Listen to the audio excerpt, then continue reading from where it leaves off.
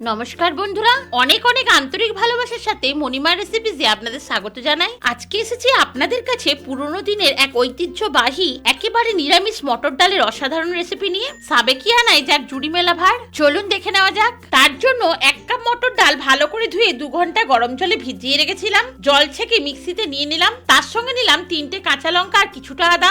দেখুন বন্ধুরা, আমি খুব বেশি মিহি করিনি, একটু দানা দানা ভাবে বেটে নিয়েছি। তাতে নিলাম অল্প হিং, অল্প কালো জিরে আর প্রয়োজন মতো নুন।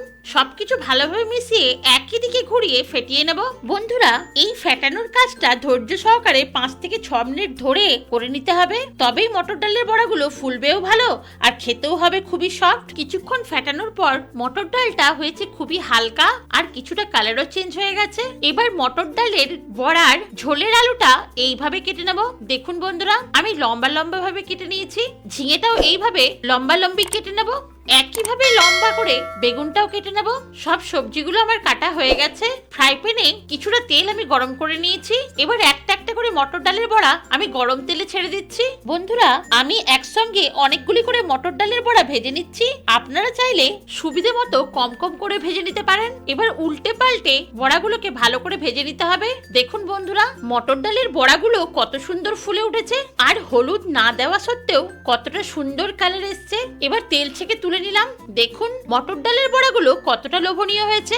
একইভাবে পরের ব্যাচের মটর ডালের বড়াগুলো উল্টে পাল্টে ভালো করে ভেজে নেব আর তেল ছেঁকে তুলে নেব। প্রতিটি বড়া সুন্দর করে ভেজে নিয়েছি। দেখুন কতটা ফুলে উঠেছে এবং কতটা নরম। তাই বন্ধুরা, মটর ডালটা কমসে কম 5 থেকে 6 মিনিট ফেটিয়ে নেওয়ার চেষ্টা অবশ্যই করবেন। এবার গ্যাসে কড়া বসিয়ে নিয়ে নিলাম কিছুটা সরষের তেল। তেল গরম করে দিয়ে দেবো একটা তেজপাতা আর 2টো শুকনো লঙ্কা ছিঁড়ে নিয়ে নেব। 1/2 চামচ 5 ফোড়ন। এবার ফোড়নটাকে হালকা করে ভেজে নিয়ে দিয়ে দেবো কেটে নেওয়া আলুগুলো। এবার আলুগুলো ভালো করে লালচে করে ভেজে নেব। আলুগুলো ভালো করে ভাজা হয়ে গেছে। এবার দিয়ে দেবো কেটে নেওয়া বেগুনগুলো। বেগুনগুলো আলুর সঙ্গে ভেজে নেব। বেগুন আর আলু ভাজা হয়ে গেছে। এবার দিয়ে দেবো ঝিঙেগুলো। বন্ধুরা, এই সময় কিন্তু গ্যাসের ফ্লেম মিডিয়াম টু হাই রাখতে হবে, না হলে ঝিঙে সঙ্গে সঙ্গে জল ছেড়ে দেবে, যার ফলে ঝিঙেটা ভালোভাবে ভাজা যাবে না। বেগুন আলুর সঙ্গে আমি ঝিঙেটাও ভালোভাবে ভেজে নিয়েছি। এবার দিয়ে দেবো গুঁড়ো মশলা। নিলাম কিছুটা হলুদ গুঁড়ো আর লঙ্কার গুঁড়ো। বন্ধুরা, আর কোনো গুঁড়ো মশলা আমি ব্যবহার করব না। পুরোনো দিনের রান্নাতে বাটা মশলাই ব্যবহার করা হতো, তাই আমি 1 চামচ জিরে, অল্প একটু আদা আর একটা টমেটো বেটে নিয়েছি আর মিক্সির জার ধুয়ে অল্প জলও দিয়ে দিলাম। এবার সবকিছু ভালোভাবে মিশিয়ে নিয়ে আমি কষিয়ে নেব। দিলাম প্রয়োজন মতো নুন আর অল্প চিনি। এবার নুন আর চিনি মিশিয়ে নিয়ে কিছুক্ষণ রান্না করে নেব।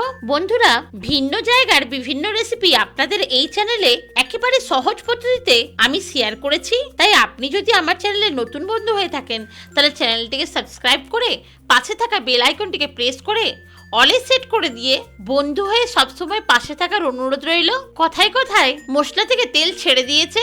দিলাম 3টে কাঁচা লঙ্কা। আবার ভালো করে মিশিয়ে নিয়ে দিয়ে দেবো প্রয়োজন মতো গরম জল। বন্ধুরা, জলটা আমি একটু বেশিই দিলাম। সবজিগুলো কষাতে কষাতে যদিও বা সেদ্ধ হয়ে গেছে, কিন্তু বন্ধুরা মটর ডালের বড়া অনেকটাই গ্রেভি অ্যাবজর্ব করে নেবে। গ্রেভি ভালোভাবে ফুটে উঠলে মটর ডালের বড়াগুলো সব দিয়ে দেবো আর ভালো করে গ্রেভির মধ্যে ডুবিয়ে দিয়ে ঢাকা দিয়ে কিছুক্ষণ রান্না করে নেব। 5 মিনিট পর বন্ধুরা ঢাকাটা খুলে নিলাম। গ্রেভিটা অনেকখানি কমে গেছে। এবার দিয়ে দিলাম 1/2 চামচ ঘি আর ভালোভাবে মিশিয়ে নিলাম। দেখুন বন্ধুরা, মটর ডালের বড়াটা চামচ দিয়ে আমি একটু কেটে দেখিয়ে দিচ্ছি কতটা সফট হয়েছে আর প্রতিটা বড়ার ভিতরে সুন্দরভাবে গ্রেভিটা ঢুকেছে। এবার গ্যাস বন্ধ করে আমি পরিবেশন করে নিলাম। ভিডিওটি ভালো লাগলে অবশ্যই লাইক ও শেয়ার করবেন। কেমন লাগলো কমেন্টে অবশ্যই জানাবেন। এত ব্যস্ততার মধ্যেও সময় বের করে ভিডিওটি দেখার জন্য আমি পরম কৃতজ্ঞ। ভালো থাকবেন, ধন্যবাদ।